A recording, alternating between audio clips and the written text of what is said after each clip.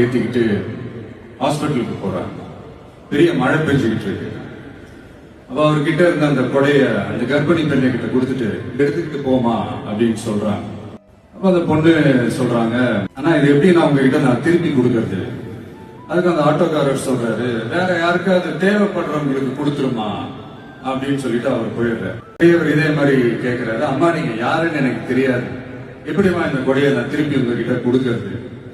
அதுக்கு அந்த பொண்ணு சிரிச்சுக்கிட்டே சொல்றாங்க, வேற யாருக்காவது. உடனே அந்த பெரியவர் கொடையை எடுத்துக்கிட்டு பஸ் ஸ்டாப்புக்கு வராரு. பஸ் வருது, ஏறி போகும்போது அங்க பாக்குறாங்க ஒரு பூக்கார அம்மா பூவை வச்சுக்கிட்டு ஒரு அட்டையை இப்படி மழைக்காக புடிச்சுக்கிட்டு உட்கார்ந்துட்டு இருக்கிறாங்க. பெரியவர் போய் அந்த கொடையை அந்த பூக்கார அம்மா கிட்ட கொடுத்துட்டு அவர் பஸ் ஏறி போயிடுறாரு. ஸ்கூல் பொண்ணு கிட்ட கொடையை கொடுத்துட்டு மழையில நனையாதம்மா இதை எடுத்துக்கிட்டு போங்க அப்படின்னு சொல்றாங்க. அந்த ஆட்டோக்காரர் அந்த குடை அவரு கொடுத்த குடை. So the moral of the story is